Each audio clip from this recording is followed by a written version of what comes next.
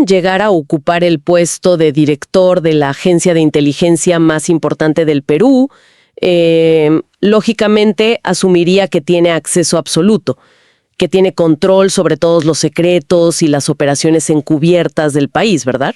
Claro, es lo que uno se imagina de inmediato, como en las películas. Exacto.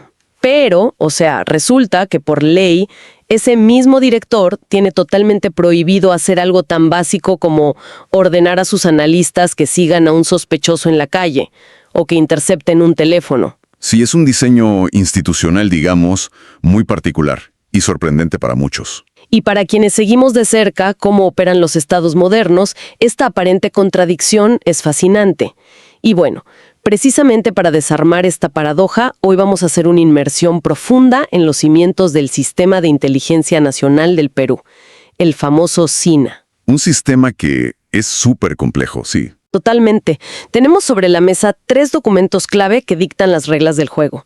El Decreto Legislativo 1141, su reglamento operativo, que es el Decreto Supremo 016 de 2014, y la gran reforma institucional, la Ley 3535 del año 2017.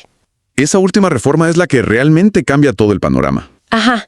Nuestra misión en este análisis a fondo es descifrar exactamente cómo funciona este engranaje el día de hoy y cómo estas normas no solo regulan el mundo secreto, sino que intentan blindar a los ciudadanos contra el abuso de poder.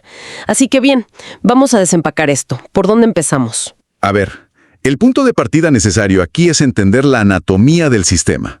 Porque el SINAE no es una oficina solitaria. Y la Dirección Nacional de Inteligencia, la famosa DINI, no opera en un vacío. Claro, no están aislados. Para nada. El sistema agrupa a los órganos de inteligencia de las Fuerzas Armadas, o sea, Ejército, Marina, Fuerza Aérea. También a la Policía Nacional y al Ministerio de Relaciones Exteriores. Y la DINI actúa, digamos, como el ente rector de todo este ecosistema. Me parece muy útil usar una analogía anatómica para visualizar esto. Podemos ver al SINA como un sistema nervioso central, ¿no? Me gusta esa imagen, sí, tal cual. O sea, las Fuerzas Armadas, la policía, los diplomáticos, ellos son como las terminaciones nerviosas extendidas por todo el cuerpo. Están en las fronteras, en las calles, recogiendo todos los estímulos y envían esas señales a la DINI, que funciona básicamente como el cerebro estratégico. Exacto. Y la mecánica detrás de ese cerebro es el Plan de Inteligencia Nacional, el PIN. El PIN, ajá. Todos esos componentes envían su información para que la DINI la procese y produzca lo que la ley llama inteligencia estratégica. Y hay una distinción vital aquí. ¿Cuál sería? Pues la policía puede tener inteligencia táctica sobre, no sé, el paradero de una banda criminal específica en una ciudad. Pero el trabajo del ente rector, de la DINI, es conectar eso con reportes financieros y fronterizos para advertir al presidente sobre una amenaza macro. O sea, ver el bosque y no solo el árbol. Exactamente. Una amenaza a la economía o a la seguridad nacional. Y para que todos los actores estén sincronizados, la ley exige que se sienten en una misma mesa. Sí, estaba revisando eso. Hablan del Consejo de Inteligencia Nacional, el COIN. Ajá, el COIN. Es realmente una reunión donde tienes a almirantes, generales de la policía, diplomáticos y al jefe de la DINI, todos en la misma sala. Debe ser complicado. Bueno, la obligatoriedad de esa reunión mensual es un mecanismo de control transversal. No se trata solo de pasarse reportes, se trata de alinear esfuerzos bajo un mismo paraguas legal. Claro, que nadie se mande por su cuenta. Tal cual, porque el decreto es explícito en que la finalidad de toda esta inteligencia no es espiar por capricho. El mandato supremo es garantizar los derechos humanos, defender la soberanía y proteger a la población. Sí, promover el bienestar general. Eso es.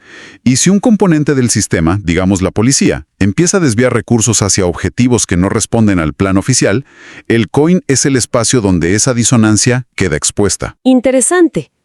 Ahora, si toda esta información súper sensible fluye hacia este cerebro central, el reto evidente es cómo evitan las fugas. Ese es el gran tema, ¿sí?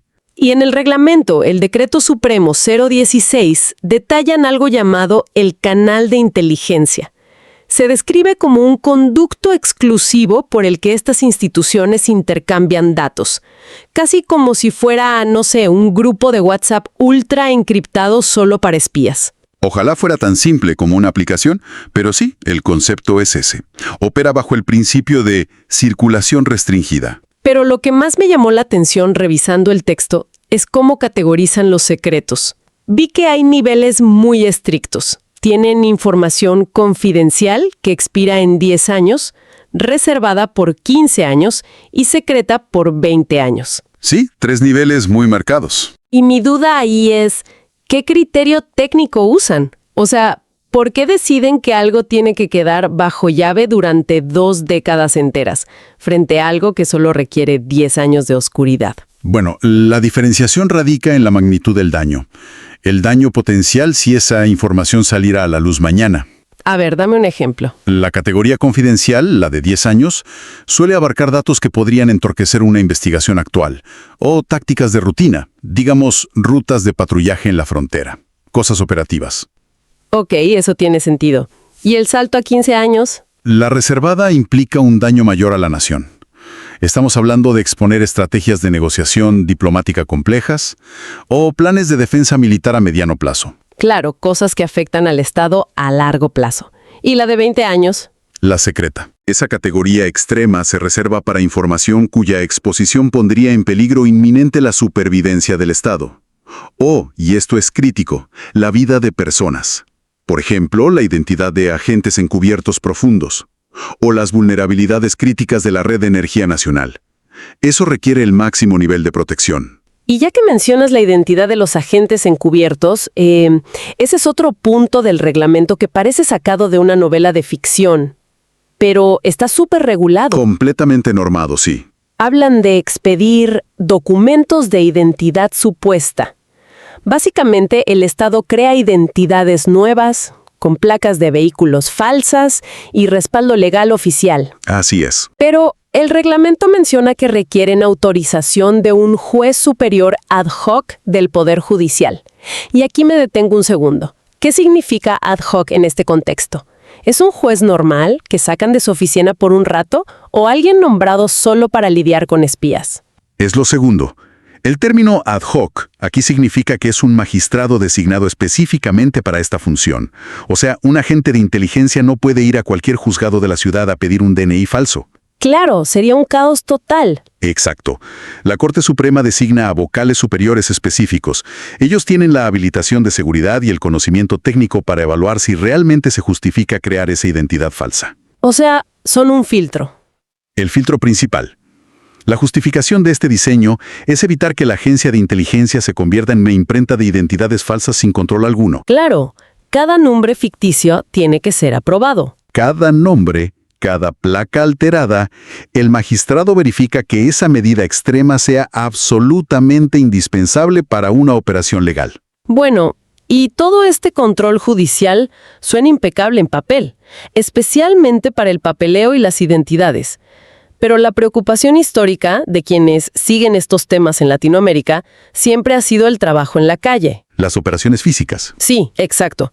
Los seguimientos, las interceptaciones. Y aquí es donde el sistema peruano tomó una decisión radical, con la reforma de 2017, la Ley 3535. Esa fue una cirugía mayor a todo el andamiaje institucional.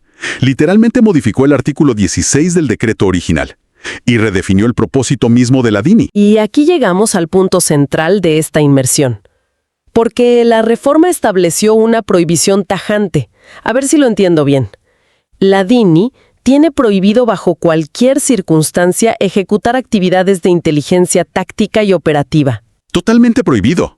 Es decir, si vuelvo a mi analogía, es como si le dijeras al mejor arquitecto del país que puede diseñar los planos del edificio, pero la ley le prohíbe tocar un ladrillo o agarrar un martillo. Todo el trabajo de campo queda solo para las Fuerzas Armadas y la Policía Nacional. Es una excelente forma de verlo. Y la historia institucional detrás de esa decisión es clave. Cuéntame. Cuando una misma entidad centraliza el análisis de la información política de alto nivel y al mismo tiempo tiene un ejército de agentes en las calles interceptando teléfonos, el riesgo es altísimo. Se convierten en una policía política secreta. Exacto. Ha pasado en muchos países. Al separar estas capacidades, Perú implementó lo que llamamos un cortafuegos operativo. Ya, entiendo el principio democrático, pero A ver, voy a jugar al abogado del diablo un momento. Adelante. A nivel puramente logístico, ¿no es esto una pesadilla? Imagina que los analistas de la DINI descubren una red de crimen organizado gigante operando en el puerto del Callao. Tienen la información, pero no pueden mandar a nadie a verificar la calle. Así es, no pueden. Entonces tienen que redactar un reporte, pasarlo a la Policía Nacional y cruzar los dedos para que la policía asigne agentes rápido y entienda el contexto. ¿No se sacrifica ahí la velocidad que a veces exige la seguridad nacional? Es una pregunta muy válida. Y la respuesta es que sí, se sacrifica cierta velocidad. Pero ese sacrificio, esa fricción operativa, es la base del Estado de Derecho. ¿Prefieren ir más lento, pero seguros? Exacto. Implica un esfuerzo de coordinación enorme, sí. La DINI transfiere la inteligencia táctica a los órganos ejecutores. Pero ese proceso de pasar el relevo obliga a que exista un registro. Ah, claro, deja un rastro documental. Dos instituciones distintas tienen que justificar la necesidad del operativo. Si la DINI pudiera hacerlo sola, en las sombras, sin rendir cuentas a otra institución en la cadena operativa, las posibilidades de espionaje interno sin supervisión se dispararían. O sea, el diseño asume que es mejor lidiar con un poco de burocracia que concentrar un poder incontrolable en una sola dirección. Totalmente. Es un sistema de contrapesos. Me parece brillante visto de esa manera. Pero bueno, esa separación de funciones soluciona quien hace el trabajo físico, aunque deja abierto un flanco que siempre es el más oscuro: el financiamiento. El dinero. Siempre es el dinero. Claro, si la DINI y los demás operan en el mundo de los secretos, su plata también. Hablamos de los famosos fondos reservados, o como dicen los documentos, los recursos especiales. Y veo que la ley 3535 también metió mano fuerte aquí. Sí, le dio un giro de 180 grados. Le otorgó a la Contraloría General de la República la facultad de auditar estos gastos sin limitaciones. Eso me sorprendió muchísimo. Es que históricamente el argumento de las agencias de inteligencia siempre era el mismo. Si auditas nuestros gastos, expones nuestras operaciones y pones vidas en riesgo. Claro, la excusa perfecta para no mostrar facturas. Exacto. Pero la reforma de 2017 rompe ese paradigma por completo.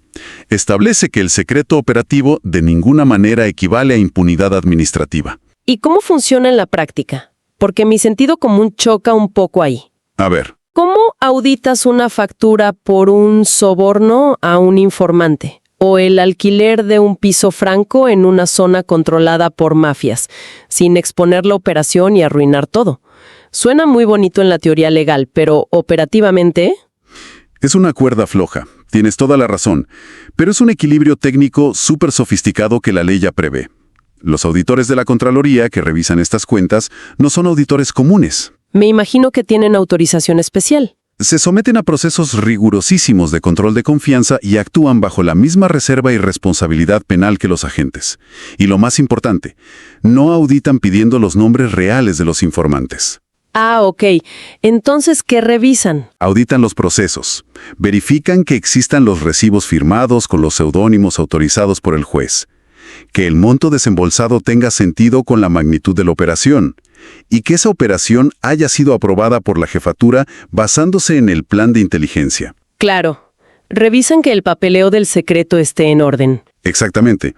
Y un detalle fundamental es que los hallazgos de estas auditorías se reportan a la Comisión de Inteligencia del Congreso. Así sumas el control político al control administrativo. Y hay una precisión sobre el dinero en la norma que me parece reveladora. Está estrictamente prohibido usar estos recursos especiales para pagar remuneraciones, bonos o aumentos de sueldo al personal. Esa fue una medida directa contra la corrupción. Básicamente le cerraron la puerta a usar la excusa de los gastos secretos para repartirse plata extra a fin de mes. Es que esa era una de las modalidades de corrupción más comunes históricamente en la región. Al obligar a que todo gasto de personal pase por el presupuesto público normal y transparente, eliminas el incentivo de inflar el presupuesto secreto solo para beneficio personal.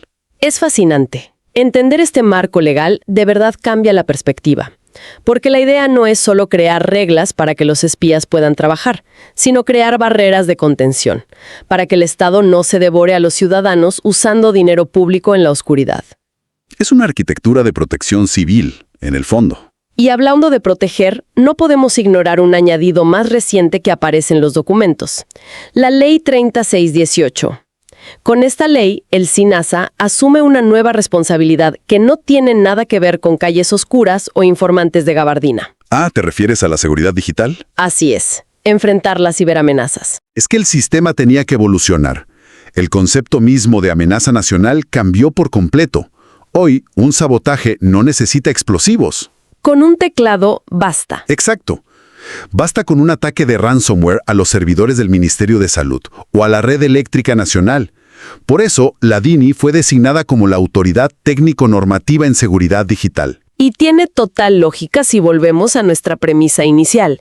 Si la DINI es este cerebro estratégico, analítico, su rol ahora es identificar vulnerabilidades en las redes críticas del país. Así es. No son un grupo de asalto táctico en Internet, son los estrategas. Tienen que entender cómo un ataque cibernético desde, Europa del Este podría paralizar los bancos peruanos y dictar las normas para que el Estado construya cortafuegos digitales, del mismo modo que construyeron los cortafuegos legales. Totalmente de acuerdo. Y este aspecto digital también se integra al Plan de Inteligencia Nacional. Ya no es solo vigilar las fronteras físicas o al crimen organizado tradicional.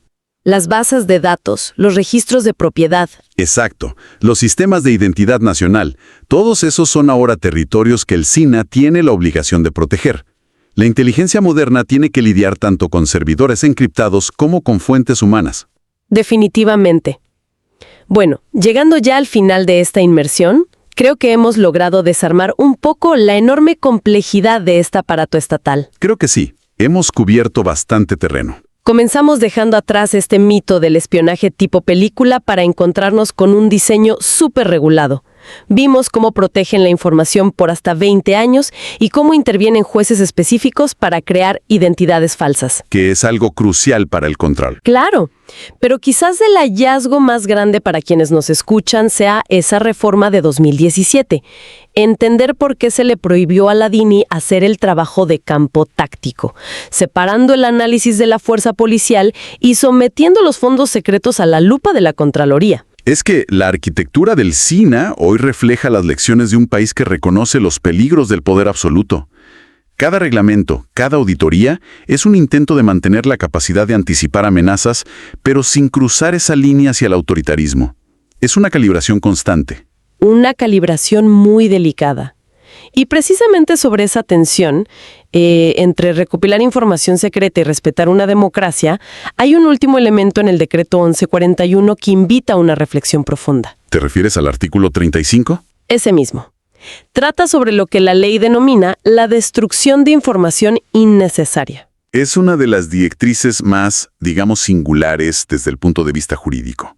La norma dice textualmente que cualquier información obtenida que resulte irrelevante para los objetivos nacionales o que atente contra el derecho a la vida privada de las personas debe ser destruida de inmediato. Y quienes no lo hagan enfrentan la inhabilitación. Si es un mandato imperativo. Y a primera vista suena como un triunfo gigante para la privacidad. Pero cuando lo piensas detenidamente, en la dinámica secreta del día a día, ¿quién traza esa línea realmente? Ese es el gran dilema. Porque quien decide exactamente qué documento es una simple intromisión en la privacidad ciudadana que debe ir a la trituradora de papel y qué documento es una pieza clave de una amenaza genuina. La línea es muy fina. Y yendo más allá, en las sombras de la burocracia, ¿podría este mandato de destrucción compasiva ser usado alguna vez como la excusa perfecta para borrar un error del Estado o una ilegalidad antes de que llegue a ser clasificado? Es un dilema donde la protección y la memoria histórica chocan de frente. Totalmente. Y definitivamente es una idea que deja mucho para pensar después de apagar el audio. Muchas gracias por acompañarnos en esta inmersión. Ha sido un placer. Hasta la próxima.